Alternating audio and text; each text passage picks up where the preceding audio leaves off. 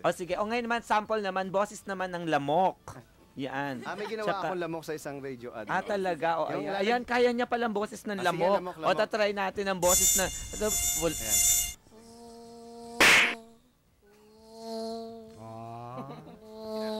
Ito. Challenge. Boses ng plywood. O, boses ng plywood. Plywood daw. Plywood na bumubukas. O, sige ko. Aba. Kita mo naman. Parang pangako. O, ayan. Boses ng sinok. Sinok. Sinok na nagsasalita. Yan. Wala pa pong nakikilalang sinok eh. Oh, yan. Mamaya kikilalanin natin yan sa pagbabalik po ng Talakan. Magpapasalamat muna po tayo sa ating mga sponsors. Magbabalik po ang Talakan with the Creative Voices.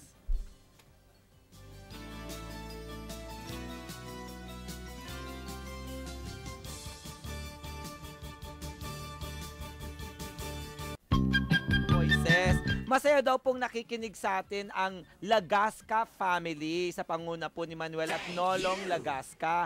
At meron po tayong announcement, no? Pero bago po yan, happy birthday po sa aking bayaw na si Kuya Manny Gonzales. Yan, love po namin yung lahat ng I Love My Family. Tapos may panawagan dito, isang televiewer natin at listener, si Alex Mateo. Pampanawagan niya daw, nawawala niyang misis, si Angeli Lim Lorenzo. Angeli Lim, balik ka na daw kay Alex Mateo. Yan. Pwede namin kayo ikasal ulit dito sa Talakan. Parang may something. At yan naman, direct. At may announcement. CEU will have its grand alumni homecoming on January 16 at Manila Hotel. Floating restaurant, 6 p.m. Escolarians are all invited, especially the Silver Jubilarians, batch 83, 84, and 85. Golden batch 59 and 60. For more info, call 735-6861, local 221. Look for Dr. Conanda. Ayan. Naku, nag-text po ito si Kathy ng Fairview. Direct at Awel, hindi naman namin nakita yung interpretation nyo ng song ni Ivan. Baka pwedeng i-televise sa TV Patrol mamaya, please. Kaloka, demanding naman ito. Naloka Unless naman. na maging issue yung ginawa namin. Oh, Mati TV Patrol talaga Pero kami. pwede naman natin gawing issue kung gusto niya, di ba? Wag daw Gawin ma-in-love. natin na walang salawal, magiging issue. Ano ba? Wag daw ma-in-love para di ma-stress. Hindi naman Sabi tungkol ni sa Star pag-ibig. ng Sampalok, yun. Eto na po, para bigyan po tayo na kanilang sampler na kung mga kakaibang boses ang maririnig po natin mula sa Creative Voices. Okay.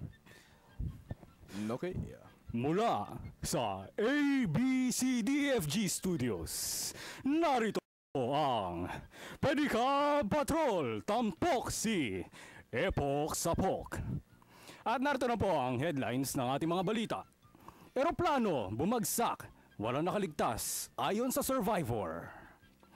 Isang pilay na magnanakaw, tinakbuhan ng mga pulis. At isang bulag ang naging saksi sa isang krimen.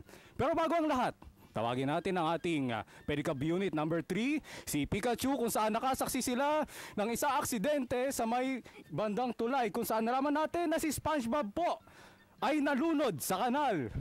Please, Mobile Unit number 3, please come in.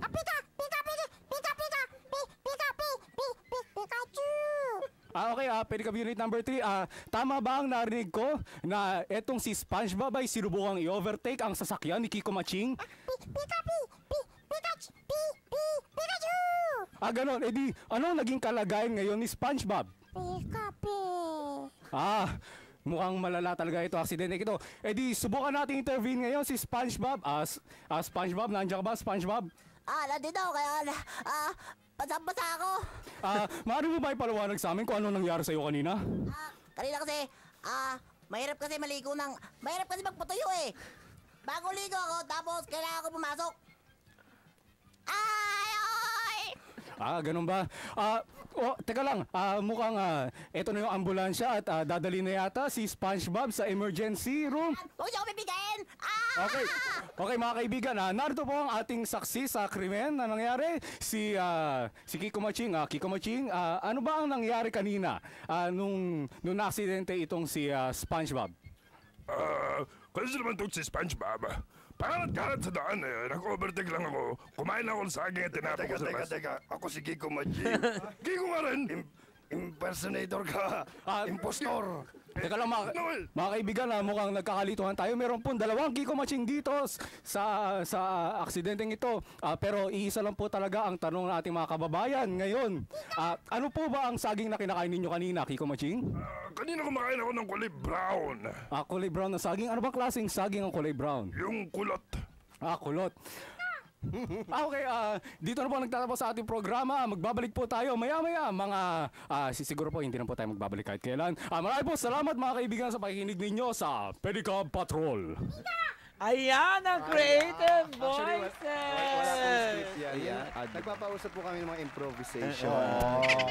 Ito po, ngayon lang on the spot. Pasensya na kayo hindi makarelate si Derek kay SpongeBob tsaka kay Pikachu. Hindi niya panahon. Kay Kiko Maching na ano ko. Nakarelate ka kay Kiko Pero walang Maching. pinagkaiba yung boss nila sa atin. Yun na nga. Pare-parehong Oo. abnormal. Karamihan po ng mga tao pag iniisip nilang ginagawa yung boses madali lang yung trabaho na yan. Sa amin po, kinukonsider namin itong profession at career po namin. So, mainam pong binibigay namin yung talagang pag-aaral at saka training. Actually, ito na nga po ang panahon para maging professionalized po ang aming industry. Kasi for the past 50 years talaga pong nakakalungkot mang isipin pero hindi po naging talagang professionalized po ang industry namin. Nagkakandak ba kayo ng mga workshops para dyan? Pwede tayo mag-imbita sa mga interesado po. Sa totoo lang po, kaya po namin tinayo tong Creative Voices ay para po tulungan yung mga aspiring at mga gusto pong subukan ang mundo ng voice acting. Hindi lang po basta dubbing, it's more voice acting. Napakalawak po ng voice acting. Anything na po na hindi nakikita is voice acting. Pagising nyo pa lang sa umaga, buksan nyo radyo, may voice acting na. Imagine niyo po yung TV na walang boses. So, just yung mga computer games, animation, mga telephone on hold, yun. Thank you for calling, mga ganun. So, kami po, ini-invite po namin lahat po ng mga aspiring at gusto maging voice artist dyan na sumali po sa aming voice acting workshop. Ang tinatawag po namin siyang VoiceWorks, Basic Voice Acting and Dubbing Workshop. Opo, at malapit na po yan. Susunod po na. Actually, sa VoiceWorks 11 na po ito. So, more than 200 graduates na po meron kami. And half of mga 15 to 20% po ay nasa industry na. At yung iba po, karamihan mga call center representative, nagagamit po nila yung voice acting skills Sino nila. po? Mga Kausap mo VoiceWorks si po Kiko sila graduate. Maching sa call It's center. not just Tsaka si changing voices po ang SpongeBob. voice acting. It's how you Enunciation. it's Putting expression to Yeah. the yes po, ano. it's how you deliver the lines and how you will convey yung messages po sa audience. So yung voice acting is not only for entertainment, it's also for profession, marketing, for marketing. correct. teaching. More than anything else po, gusto namin i-add na hindi po kailangan ng malaking boses para sumali at pumasok sa Hindi industry. kailangan maganda boses mo. Correct. Maraming maganda boses, hindi marunong magbasa ng script. Ang hanap po namin talaga yung puso. Ayan, maraming At maganda rin salamat, po, ha. dagdag ko lang po, this year po gaganapin namin ang kauna-unahang National Voice Acting Convention. Nako, break a leg, break a leg. I-recognize po namin lahat po ng mga from different radio Sige, station, ipopromote mga radio natin drama. yan dito At, sa Talakan. Partner na po namin ng DCMN dahil Wow. nakakausap ko na po si Tita Very May good. That's tungkol very sa bagay nice. na ito. At natutuwa po siya dahil for the past how many years daw ngayon lang daw naisipan ng ilang individual. At I would like to take this opportunity to thank DZMM. Dito po ako pinanganak. Literally, dito po nagsimula ang career ko as a voice artist. Okay. Ganun May pa rin kumadrona boses ko. pala dito. Sa Radyo at Awit-Tawanan Yeah. with Tita May Valle. Thank you very much po. At kay Tito Joey na ngayon nasa States na. Okay. Yun, maraming salamat sa Creative Voices. Isang round naman, iba't ibang boses ng Talakan. 5, 6, 7, go! Ayan. First of all, I just want to congratulate Talakan. Mabuhay kayo. Mabuhay ang sampay ng Pilipino. Nais kong batiin ang Talakan. Kayo ang number 1. Ala naman ay kaboses ko lang si Lino Ocampo. Huwag kang pagay-anggay diyan. Number 1 talaga ang Talakan. Ako nga pala, Cyber Kuro-chan. Lagi ako nakikinig sa Talakan. At ako naman si Bubo Chacha. Lagi rin ako nakikinig sa Talakan. Hi! Ako nga pala ang tatay ni Sanchay sa Meteor Garden. Lagi rin ako nakikinig sa Talakan. Hindi ba? Maraming salamat sa Talakan, Nyep. Kami po ay, teka, bakit ba ka nandito? Number 1 po ang programang itong Talakan. At ako rin po, nakikinig dito. Thank you. Si SpongeBob, isang Talakan naman dyan. Bye-bye! Talakan is number 1! Thank you very much, Creative Voices. Maraming salamat po sa mga nakipagtalakan po sa atin ngayong tanghaling ito. Maraming salamat.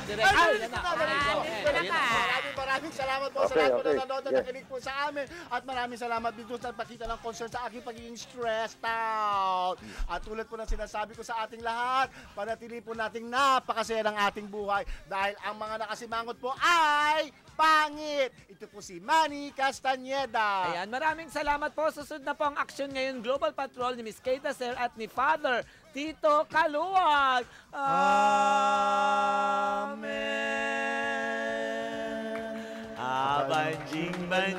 Banjing. At lagi po natin sabihin sa ating pamilya na ating sandigan na I love my family. God bless us all. Ang oras po ay eksakto 1:30 ng hapon. God bless us all. TZMM Radio Patrol sa 6:30. Unang aabot sa bawat Pilipino saan mang panig ng mundo. Masdan mo ang ating bayan. Anong iyong nakikita? May dapat bang malaman? Ating pag-usapan. TZMM Radio Patrol sa 6:30. Tapat at totoo naglilingkod sa'yo. Oh, Pilipino!